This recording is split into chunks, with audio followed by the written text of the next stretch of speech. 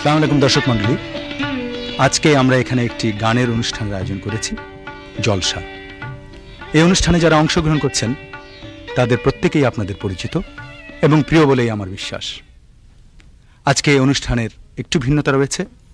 অনুষ্ঠানের উদ্দেশ্যের যে ভিন্নতা সেটি আমরা যতই অনুষ্ঠানের মাঝে এগিয়ে যাব সেটি স্পষ্ট হয়ে উঠবে।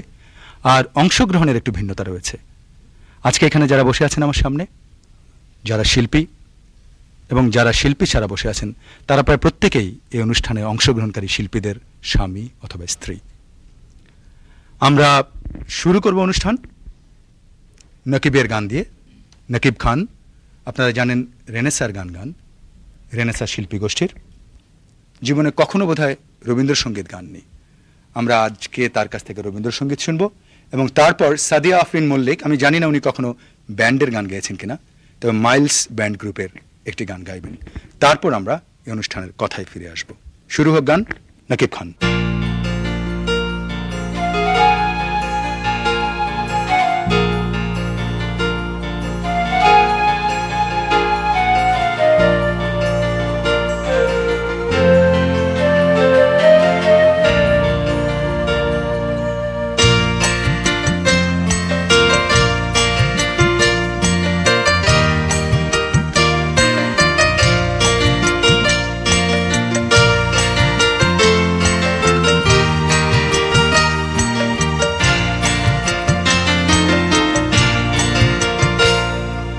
ভালোবেসে সখী নিভিতে যতনে আমার নামটি লিখো তোমার মনের মন্দিরে।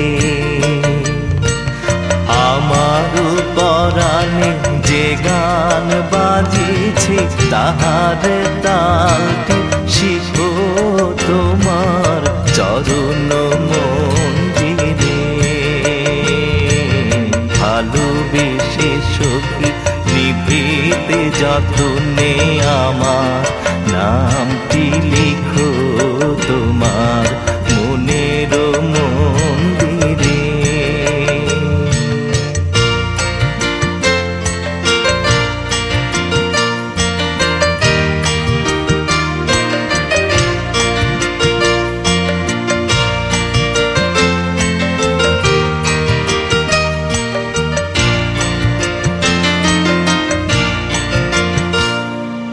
ধরিয়া রাখিও সোহাগে আদরে আমার মুখার পাখি তোমার প্রাসাদ প্রাঙ্গণে।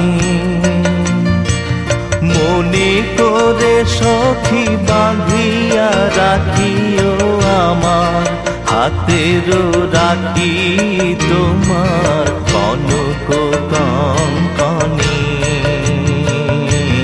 ভালোবেসে সখী নিভিতে যতনে আমার নামটি লিখো তোমার মনের মন্দিরে।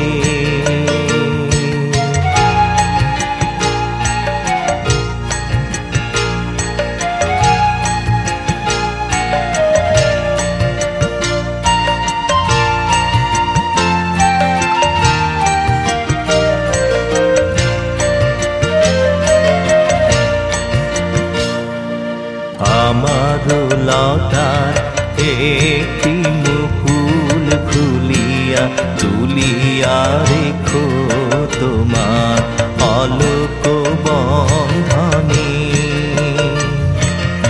আমার সরল শুভ সিন্দুরে একটি বিন্দু এঁকো তোমার ললাট চন্দনে।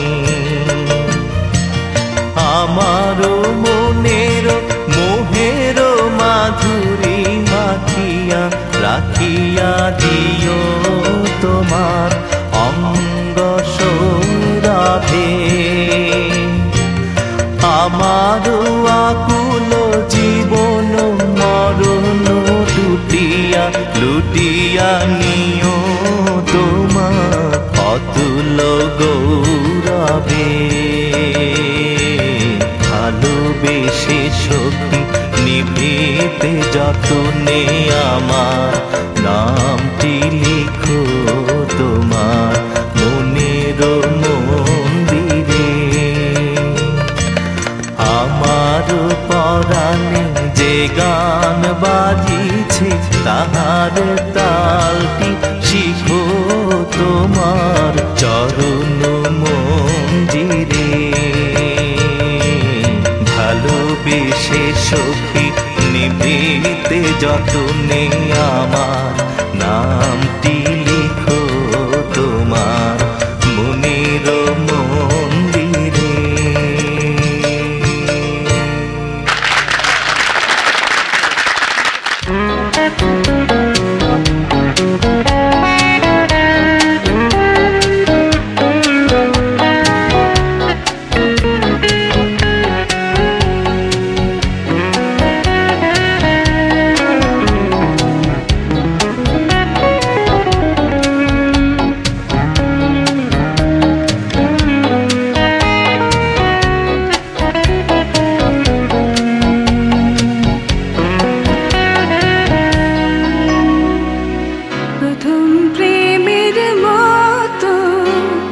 প্রথম কবিতা এসে বলে হাত ধরে নিয়ে চলো অনেক দূরের দেশে।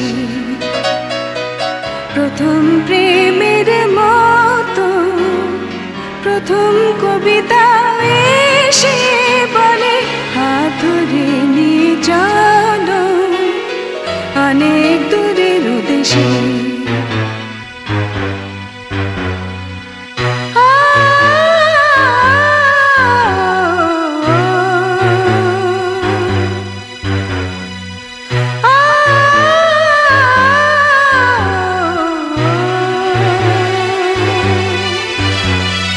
কত পথ প্রান্ত ঘুরে ফিরেছি পাইনি তো আজ তোমার।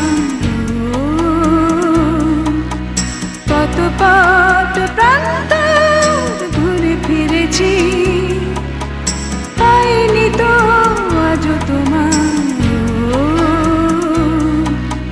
সেই পথ চলা শেষ কাছে এসে যেও বলে এই তো আমি প্রথম প্রেমের মতো প্রথম কবিতা এসে বলে হাত ধরে নিয়ে চলো অনেক দূরের দেশে। প্রথম প্রেমের মতো প্রথম কবিতা এসে বলে হাত ধরে নিয়ে চলো অনেক দূরের দেশে।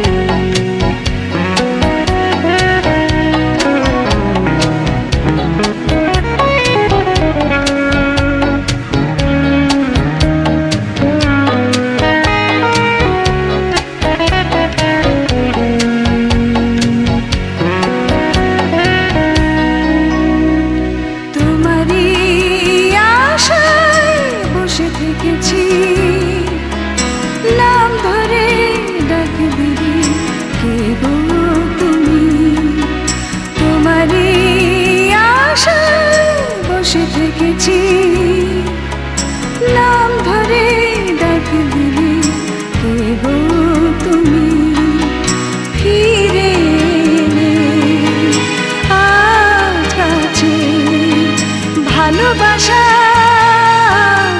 যত আছে দিলাম তলে প্রথম প্রেমের মতো প্রথম কবিতা এসে বলে হাত ধরে নিয়ে চলো অনেক দূরের দেশে। প্রথম প্রেমের মতো প্রথম কবিতা এসে বলে হাত ধরে নিয়ে চলো অনেক দূরের দেশে।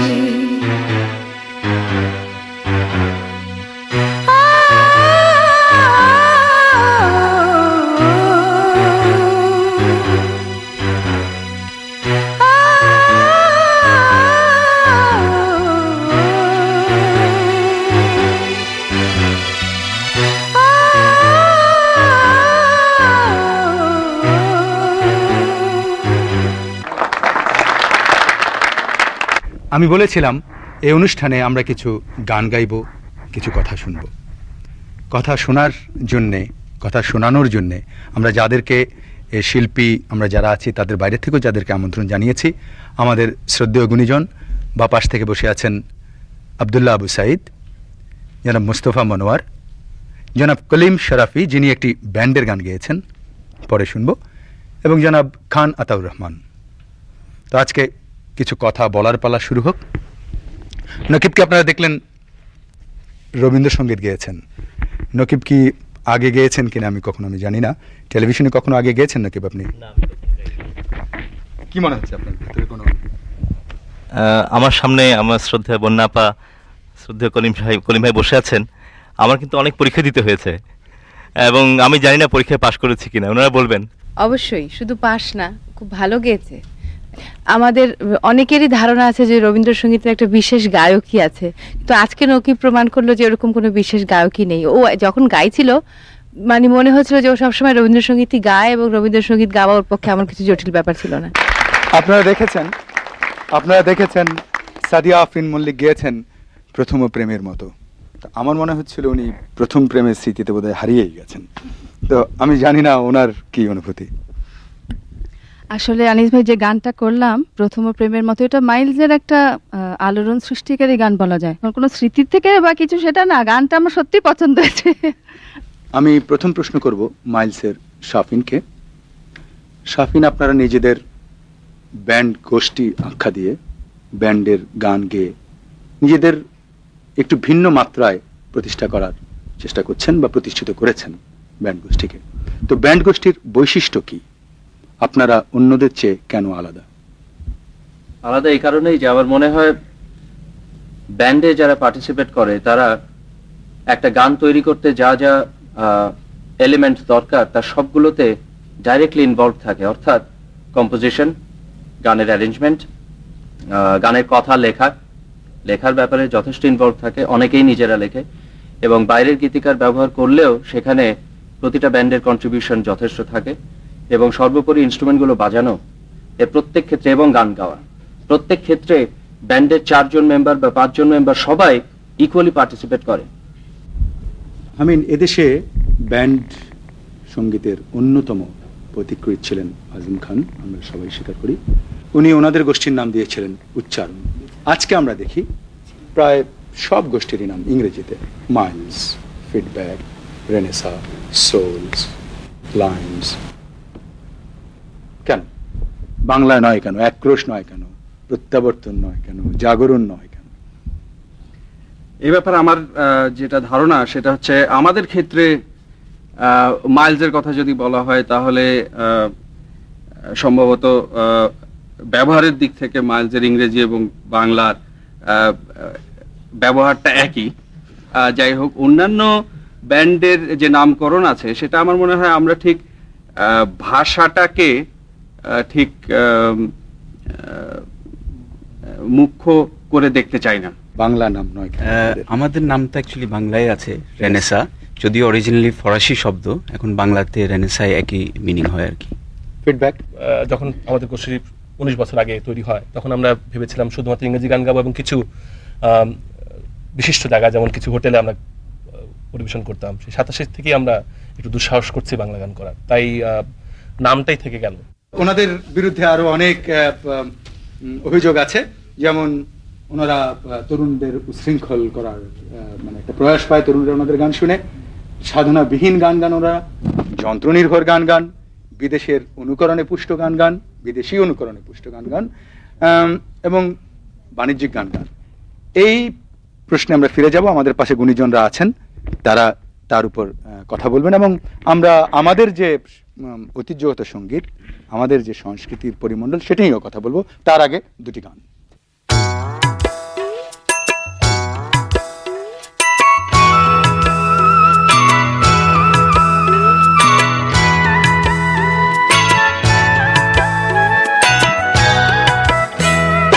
বাঁশি শুনে আর কাজ নাই, সে যে ডাকাতিয়া বাঁশি। বাঁশি শুনে আর কাজ নাই, সে যে ডাকাতিয়া বাঁশি। সে যে দিন দুপুরে চুরি করে, রাত্রিরে তো কথা নাই, ডাকাতিয়া বাঁশি। বাঁশি শুনে আর কাজ নাই, সে যে ডাকাতিয়া বাঁশি।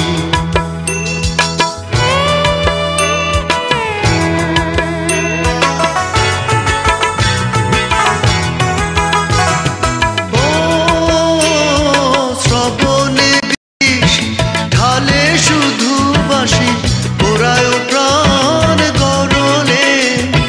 ঘুচাবো তার নষ্টামি আজ আমি, সপিব তাই অনলে।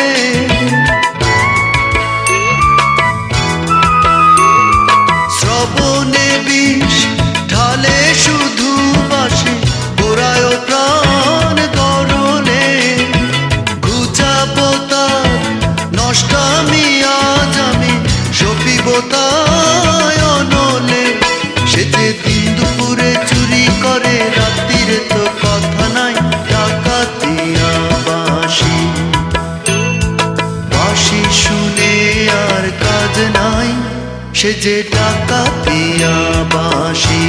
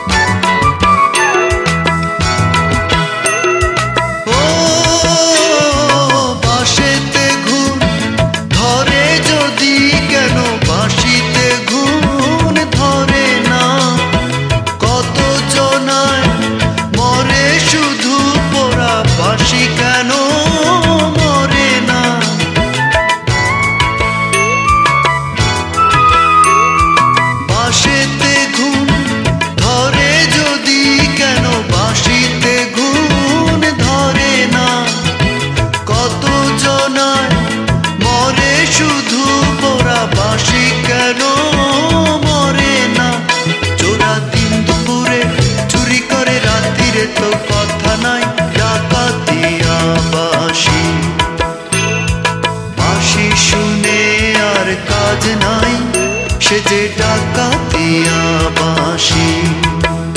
সে যে দিন দুপুরে চুরি করে, রাত্রিরে তো কথা নাই, ডাকাতিয়া বাঁশি। বাঁশি শুনে আর কাজ নাই, সে যে ডাকাতিয়া বাঁশি।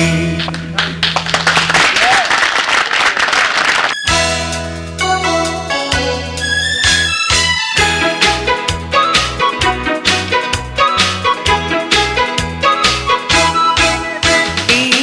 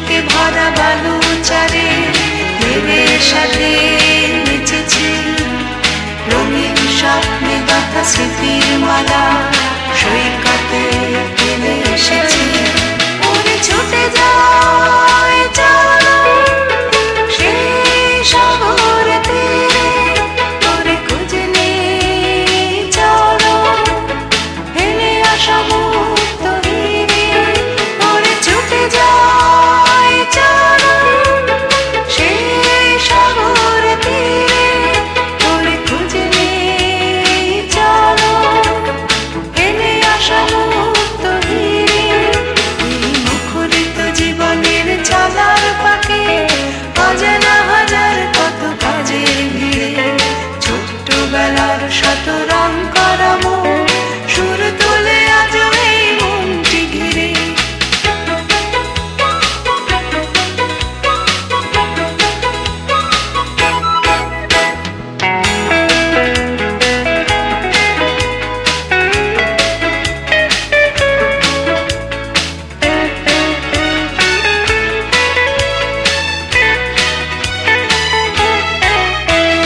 রাত্রিতে জোছনায় দাওয়ায় বসে মজার গল্প কত শুনেছি ঢুলু ঢুলু আঁকিতে আবির মেখে স্বপ্নের জাল বুনেছি রাত্রিতে জোছনায় দাওয়ায় বসে মজার গল্প কত শুনেছি ঢুলু ঢুলু আঁকিতে আবির মেখে স্বপ্নের জাল বুনেছি ওরে সে তো ভালো চোখ দুটো বুঝেছিলে ওরে সেই তো ভালো সব কিছু বলেছিলে ওরে সেই তো ভালো চোখ দুটো বুঝেছিলে ওরে সেই তো ভালো সব কিছু ভুলেছিলে এই মুখরিত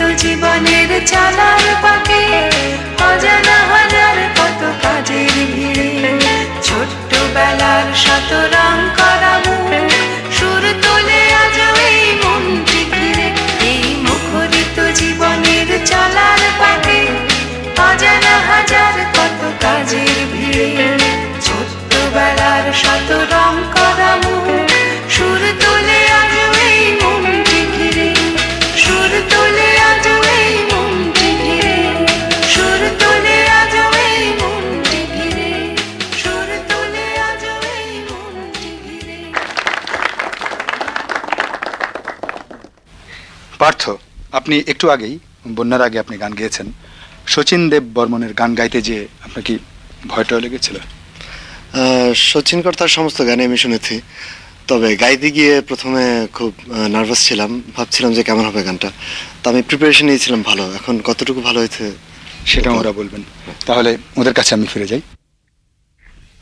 খান আতর রহমান, শচীন দেব বর্মনের যে গান পার্থ গাইল, আপনি কিছু বলবেন? আমি ও গান শুনে অত্যন্ত প্রীত হয়েছি আমার, এবং এমনকি শচীন কর্তার খোঁজ খাজগুলো পর্যন্ত নকল এত সুন্দর করেছে ছেলেটি, যে কে বলে যে এই ব্যান্ডের ছেলেরা আমাদের দেশি গান গাইতে পারে না। জনাব মুস্তফা মনোয়ার, বন্যার গানের উপর আপনি কিছু বলবেন?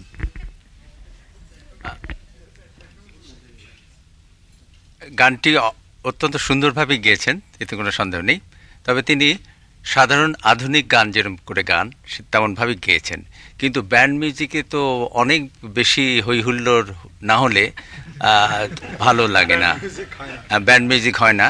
কারণ আমাদের দেশে তো দু রকমই গান আছে, একটা হলো কান দিয়ে শোনা আর একটা হলো চোখ দিয়ে শোনা। তো ব্যান্ড মিউজিকের গুরুত্ব এবং প্রাধান্য এবং ভালো লাগে এই কারণে যে চোখ দিয়েও শোনা যায়। আপনারা কাদেরকে আপনাদের দর্শক, আপনাদের শ্রোতা ভাবেন? কাদের জন্য আপনারা গান গান? আমরা সবার জন্যই গান গাই। তো আমরা মোটামুটি 15 থেকে 30 ঊর্ধ্ব। এখন আমরা আমাদের যে দর্শকদের কাছে চিঠি পাচ্ছি তাতে দেখা যাচ্ছে মানে আমাদের বয়সীও অনেকে আমাদের গান শুনছে। আমার বন্ধু বান্ধব আমার গান শোনে না, কিন্তু আপনি বলছেন যে আপনারা সবার জন্য গান। আমরা সবার জন্য চেষ্টা করছি, সবার জন্য গান গাওয়ার চেষ্টা করছি।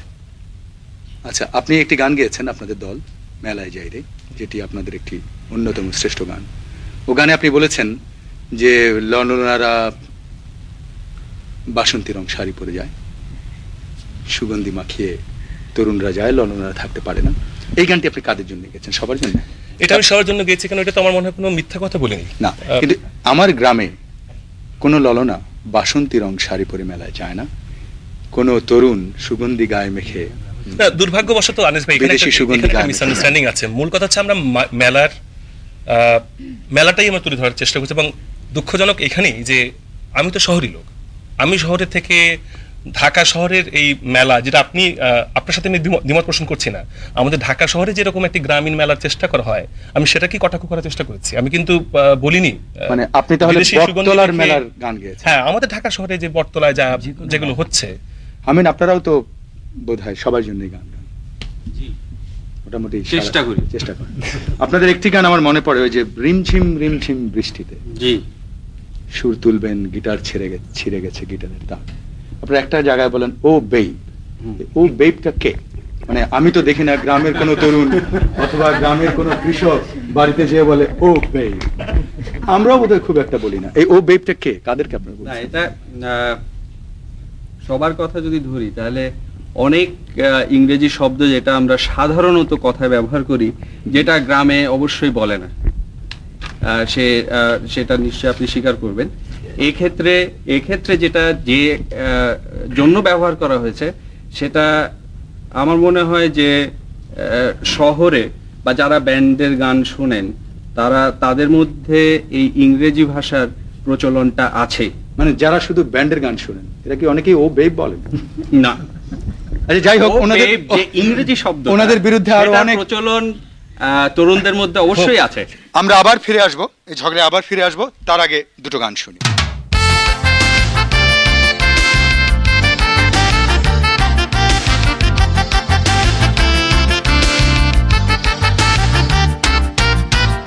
চোখ জলে ভেজা স্যাঁতস্যাঁতে বালিশের উপর শুয়ে কাটছে অনেক রাত। ধন্যবাদ হে ভালোবাসা, ধন্যবাদ এই দুঃখ দেয়া। সুখে দেখো তুমি বলেছিলে, সুখেই আছি সবাই বলে। ঠোঁট মুখে হাসি লেগে যাচ্ছে, অন্তর কাঁদে কেউ না জানে। পুরনো চিঠি পড়তে বসে আজও মনে সন্দেহ জাগে। আদৌ কে ভালোবেসেছিলে নাকি ছিল ছলনা অবলীলা ক্রমে?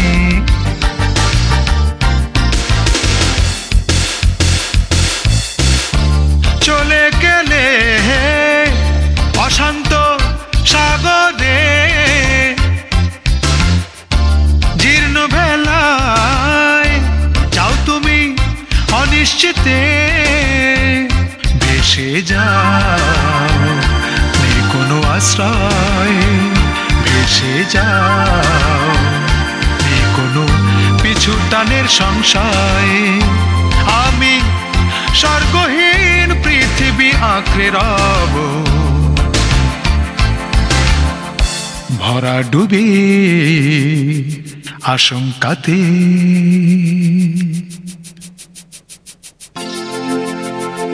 নিথর রাতের মিটমিটে জোনাকের আলো দেখে জ্বলছে নিভছে মনের আশা। ধন্যবাদ হে ভালোবাসা, ধন্যবাদ হে রসিকতা। বিদায় বিহনে বলেছিলে, কষ্ট পেলে তুমি দুঃখ পাবে। পরাজয়ের জীবন আমার এতটুকু মেনে নেবে। প্রেমের প্রলাপে প্রলেপ মেখে বিলীন করলে মিথ্যাচারে।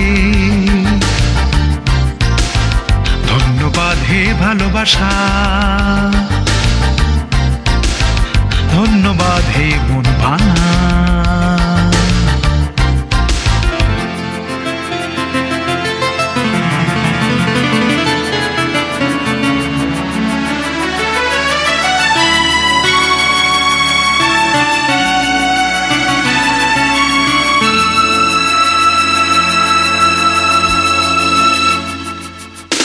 ঘৃণার কথা বলেছিলে, ঘৃণায় আমার জীবন চলে, ঘৃণাতে ভালোবাসা লাগে, এই সত্য কথা কেউ না মানে। ভেসে যাও নেই কোনো প্রাপ্তি, ভেসে যাও নেই কোনো অকারণে শাস্তি। আমি স্বর্গহীন পৃথিবী আঁকড়ে রব, চোরাবালির নিমজ্জনে। যাও গো তুমি স্বপ্নকুলে, স্বপ্ন ভাঙার স্বপ্ন দেখে, দুঃস্বপ্ন না হয় আমি ভেবে সান্ত্বনা দেব অবুঝ মনে। চোখ জলে ভেজা স্যাঁতস্যাঁতে বালিশের উপর শুয়ে কাটছে অনেক রাত, ধন্যবাদ হে ভালোবাসা, স্বাগতম হে নিঃসঙ্গতা।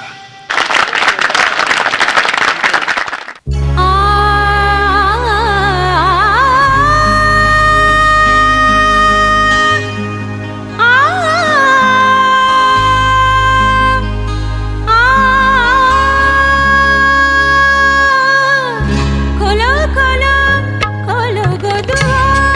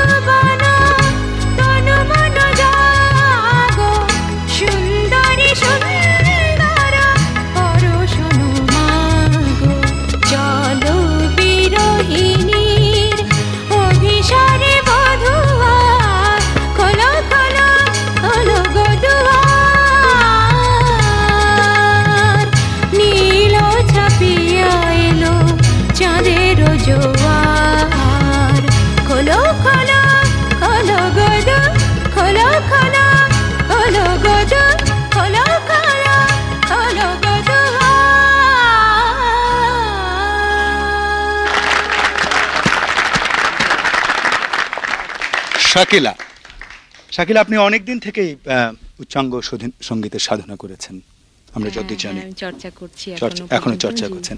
তাহলে আপনি কোনো বিশেষ ধারার সঙ্গীতকে বেছে নিননি কেন? অ্যাকচুয়ালি আমি বেছে নিয়েছি বলাটা ঠিক হবে না। আমি সবসময় নজরুলগীতি বা ক্লাসিক্যাল করে থাকি বেতারে। টেলিভিশন যদি আমি সুযোগ পাই অবশ্যই করবো, যেমন আজকে সুযোগ পেলাম, আজকে আমি নজরুলগীতি গাইলাম এবং আমার খুব ভালো লাগলো গাইতে। আমরা যদি বলি শুধু আমি চেষ্টা করেছি অবশ্যই ভালো ভাবে গাইবার, এবং বিচার করবেন আমাদের শ্রোতা মণ্ডলী যারা আছেন তারা। আমরা যদি বলি শুধুই জনপ্রিয়তার মোহে আপনি আধুনিক গান গান, তাহলে তো আমি বলবো যে নীলা আপা, বন্যা আপা বা সাদিয়া আপা, সুবিরদা, ইনারাও তো একটা পার্টিকুলার সাবজেক্টকে বেছে নিয়েছে। যেমন নীলাপার ক্ষেত্রে জনপ্রিয়, বন্যা আপার ক্ষেত্রে, সাদিয়া আপার ক্ষেত্রে মানে নজরুলগীতি, রবীন্দ্রসঙ্গীত, যারা ব্যান্ড সঙ্গীত করছে তারা তাদের ক্ষেত্রে জনপ্রিয়। সেক্ষেত্রে আমি আধুনিক গানকে বেছে নেওয়াটা কি কোনো দোষের হলো? আমি দোষের বলিনি, আমি বলছি যে শুধুই জনপ্রিয়তার মোহে কিনা। না, সেটা ঠিক না। আমি কিছু অভিযোগের কথা বলছিলাম।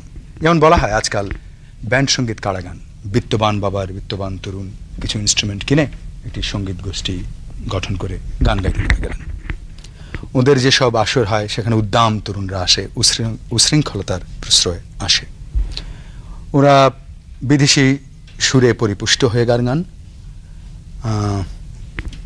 গলার চেয়ে যন্ত্রের প্রাধান্য বেশি থাকে, এবং এও বলা হয়ে থাকে যে শুধু আজকের সমাজের আবেদন, বাণিজ্যিক আবেদনে এই ব্যান্ড গোষ্ঠী গান গান।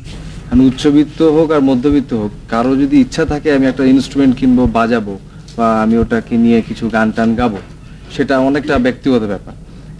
আর যদি মনে করেন যে ব্যান্ড গোষ্ঠী আমরা যারা ব্যান্ড করছি, তারা যারা এর সাথে জড়িত, তারা যে ঠিক এইভাবে শখবশত যন্ত্রপাতি কিনে ইচ্ছা মতো গান গাচ্ছি তা না, কিন্তু এর পিছনে অনেক প্ল্যানিং আছে, অনেক প্রোগ্রাম আছে, আমাদের একটা গোল আছে যে আমরা এটাকে এইভাবে করব। আমরা রেগে গাবো না বয়াতি গাবো না আধুনিক গাবো না হিন্দি গান গাবো না বাংলা প্রপার গাবো, সবগুলোকে কিন্তু আমরা আগেই ঠিক করে নিই, তারপরে গান গাই। আমার মনে হয় যে মিসেস শাফিন বোধহয় কিছু বলতে চাচ্ছেন।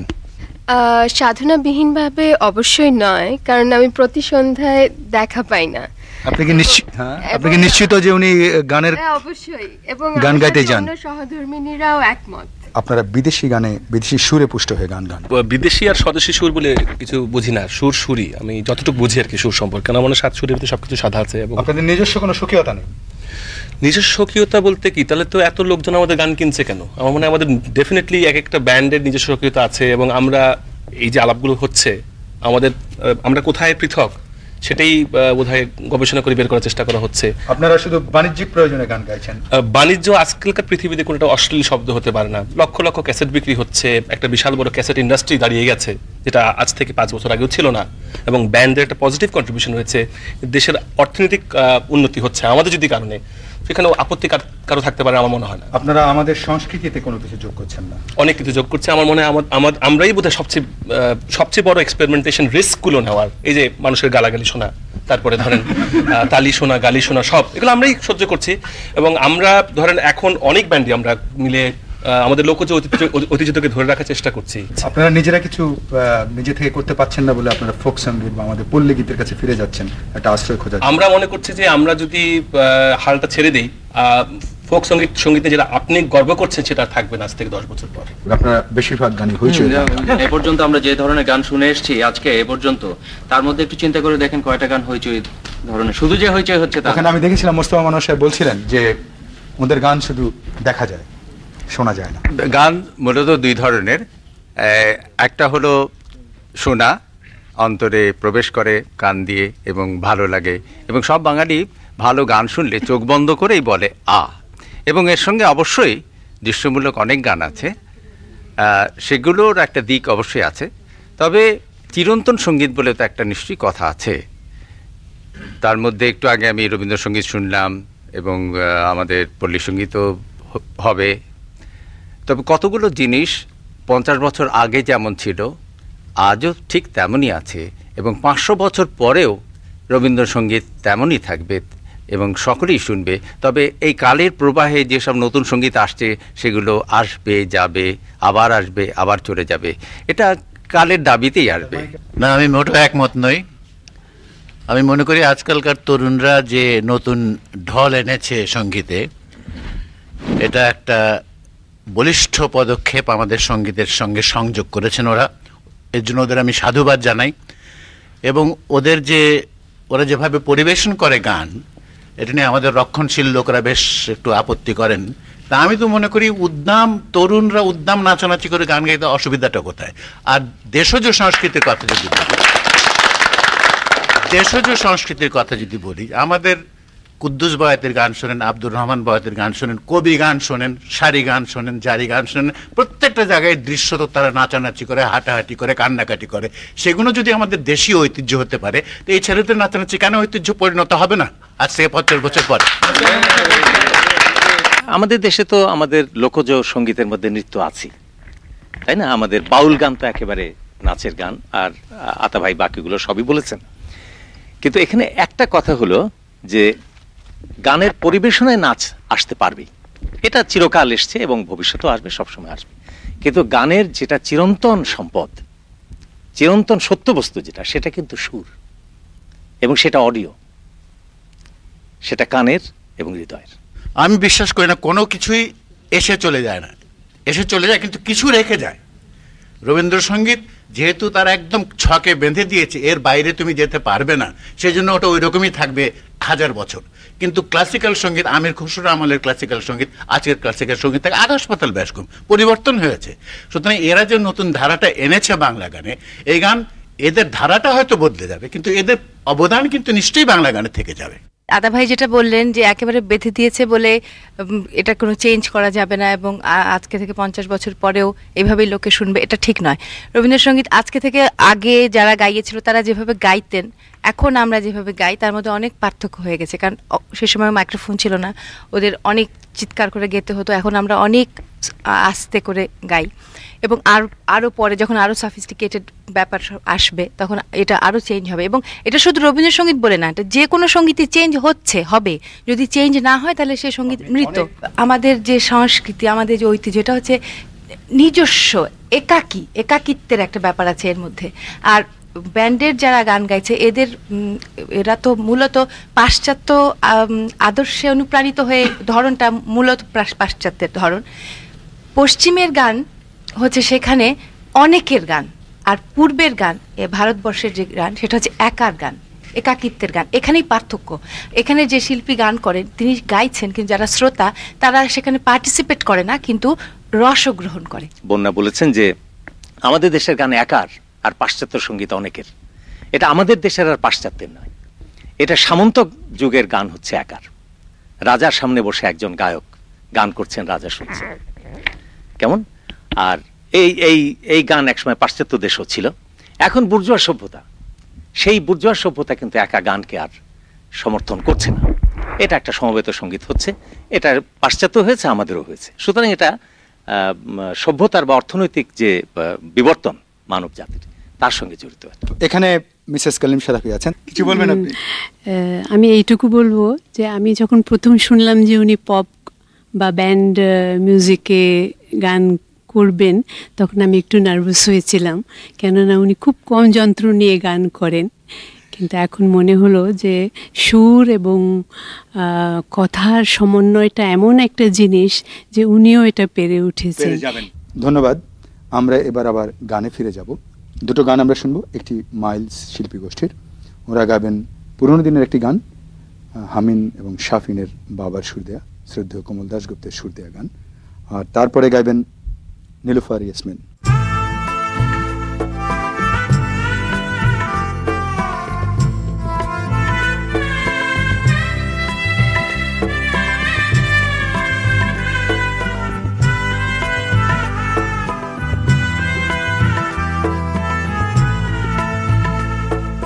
কণ্ঠে আমার নিশিদিন যত সুরের ঝড় ঝরে, সে শুধু প্রিয়া, সে শুধু তোমারই তরে। কণ্ঠে আমার নিশিদিন যত সুরের ঝড় ঝরে, সে শুধু প্রিয়া, সে শুধু তোমারই তরে। তুমি যবে রাখো আঁখি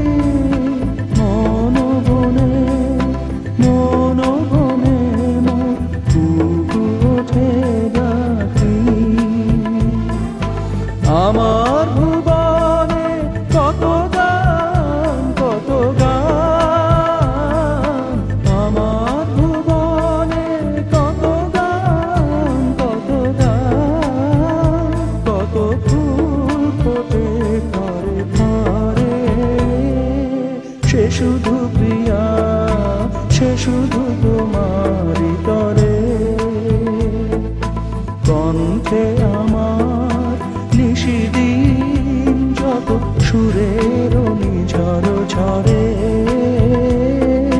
সে শুধু প্রিয়া সে শুধু তোমারই তরে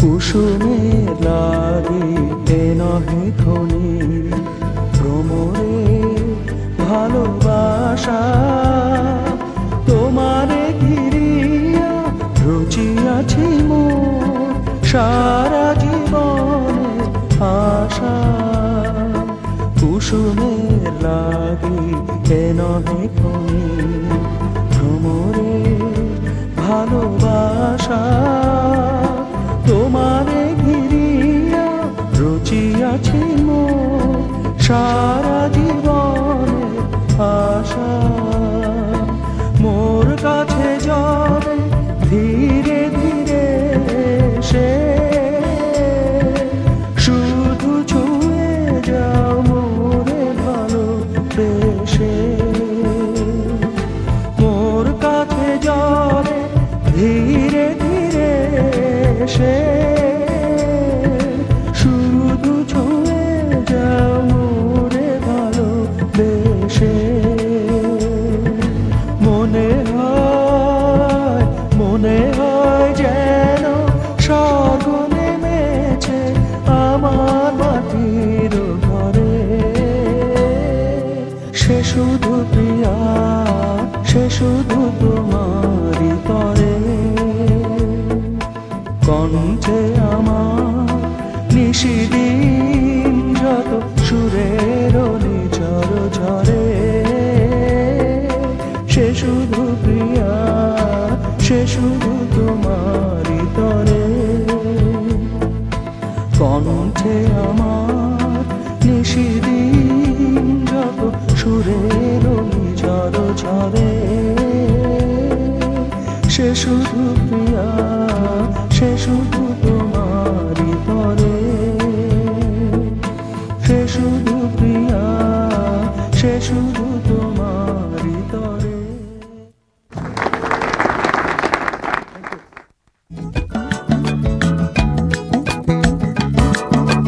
হৃদয় কাদা মাটি কোনো মূর্তি নয় আঘাত দিলে ভেঙে যাবে মন উড়ন্ত কোনো বেলুন নয় ফুল ফোটালে চুপসে যাবে হৃদয়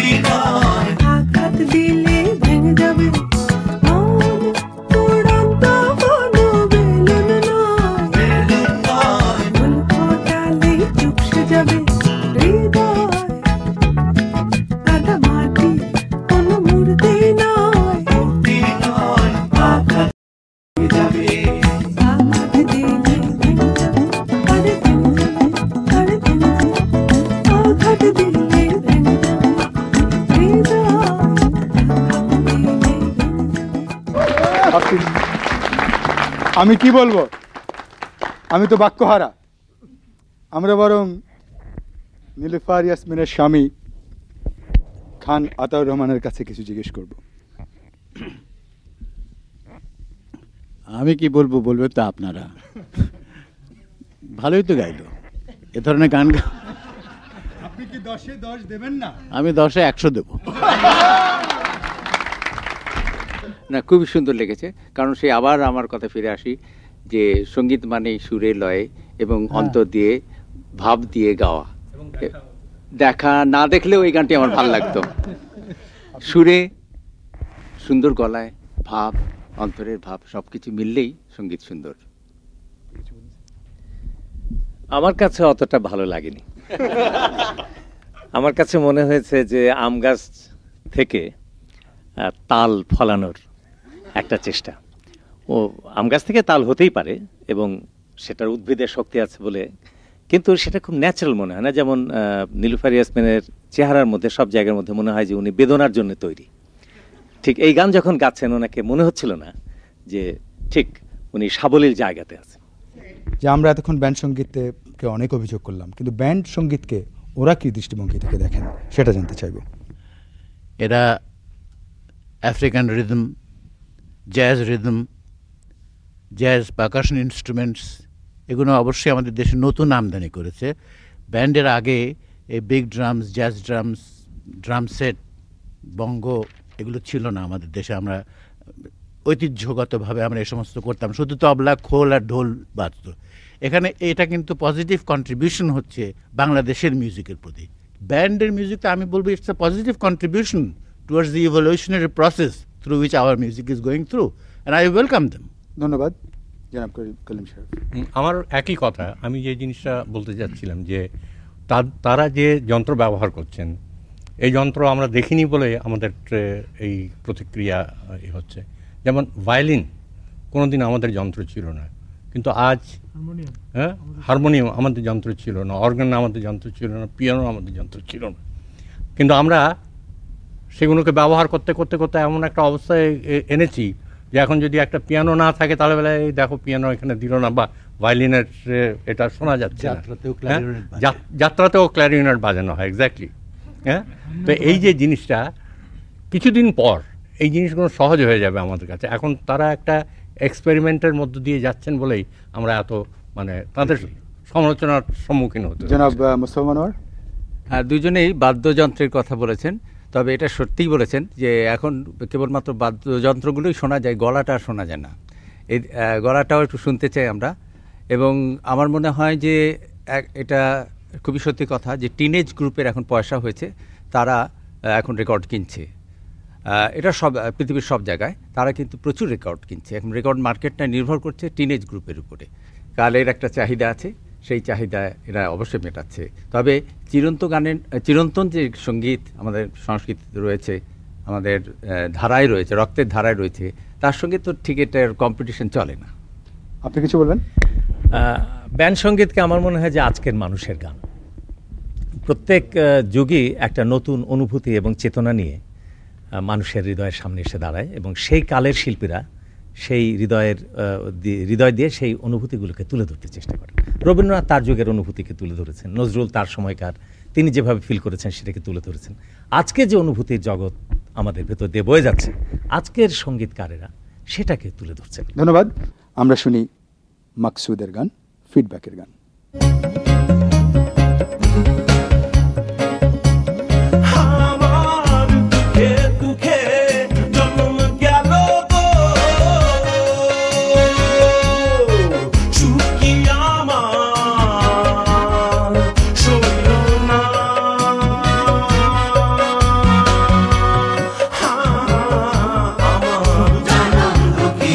Wow.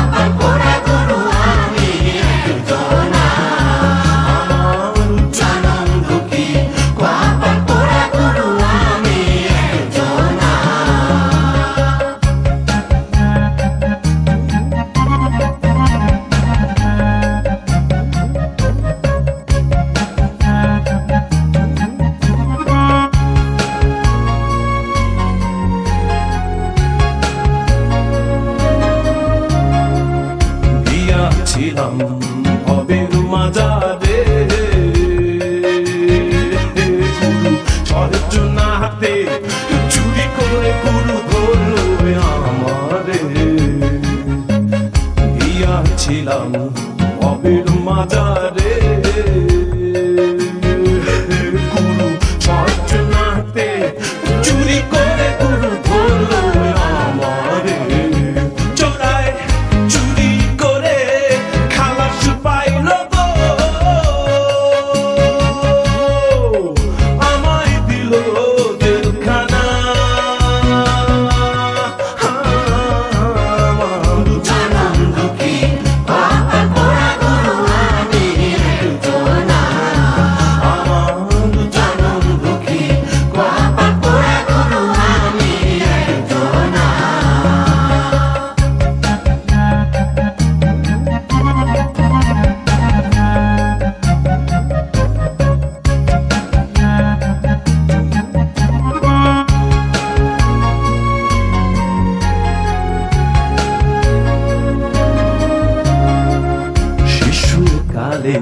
মইনা গেছে মা গুরু গর্বে রাইখা পিতামহ গুরু চোখেও দেখলাম না আমার শিশুকালে মইনা গেছে মা গুরু গর্বে রাইখা পিতামহ গুরু চোখেও দেখলাম না আমায় কি করিবে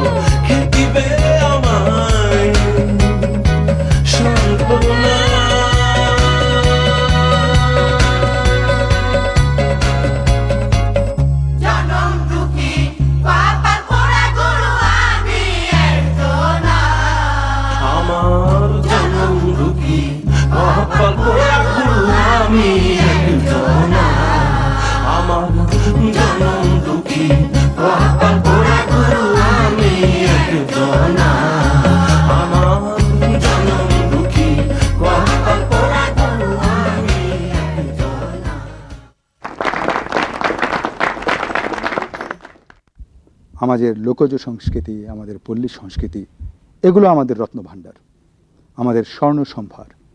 সেখানে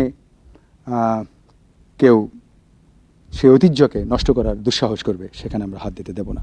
তেমনি যারা নতুন প্রজন্ম উঠে আসছে তাদেরকে নিশ্চয়ই তাদের এগিয়ে চলার পথে আমরা সহায়তা করব। আমাদের শেষ গানটি নতুন প্রজন্মের জন্যে, নতুন মানুষ যারা আসছে, এ সমাজ যারা বদলে দেবে তাদের জন্যে আমাদের শেষ গানটি উৎসর্গ করছি সেই নূতন প্রজন্মের জন্যে।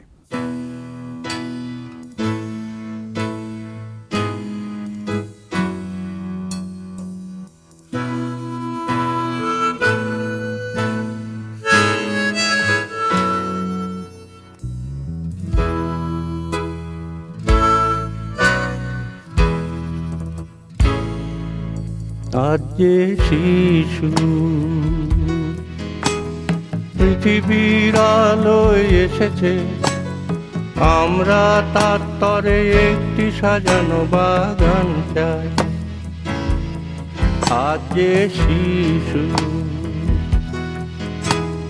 মায়ের হাসিতে ভেসেছে, আমরা চিরদিন সেই হাসি দেখতে চাই। আজ যে শিশু পৃথিবীর আলোয় এসেছে, আমরা তার তরে একটি সাজানো বাগান চাই। আজ যে শিশু মায়ের হাসিতে ভেসেছে, আমরা চিরদিন সেই হাসি দেখতে চাই। আজ যে শিশু।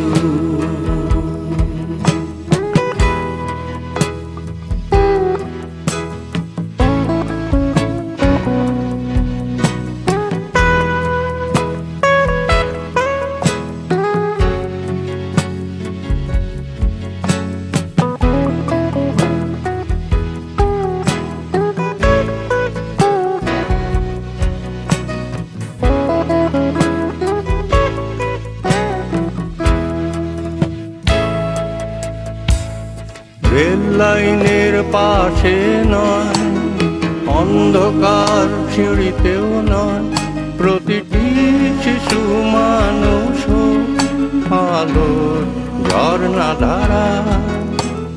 রেল লাইনের পাশে নয়, অন্ধকার সিঁড়িতেও নয়, প্রতিটি শিশু মানুষ আলোর ঝর্ণা ধারা।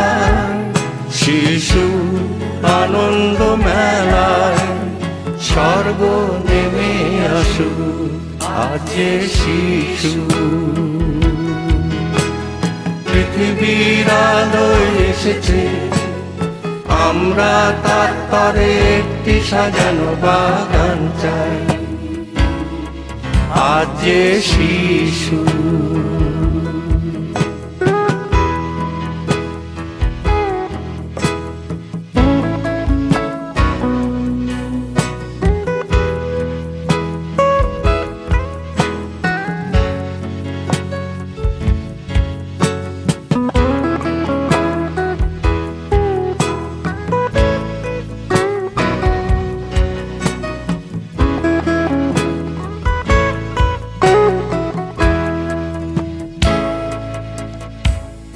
হাসি আর গানে ভরে যায় সব শিশুর অন্তর, প্রতিটি শিশু ফুলের হোক সবার ভালোবাসা।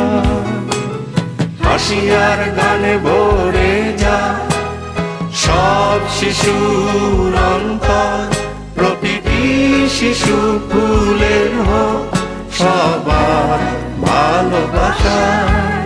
শিশু আনন্দ মেলায় স্বর্গ নেমে আসুক, আজ যে শিশু। পৃথিবীর আলোয় এসেছে, আমরা তার তরে একটি সাজানো বাগান চাই, আজ যে শিশু। মায়ের হাসিতে ভেসেছে, আমরা চিরদিন সেই হাসি দেখতে চাই, আজ যে শিশু। পৃথিবীর আলোয় এসেছে, আমরা তার তরে একটি সাজানো বাগান চাই, আজ যে শিশু। মায়ের হাসিতে ভেসেছে, আমরা চিরদিন সেই হাসি দেখতে চাই, আজ যে শিশু।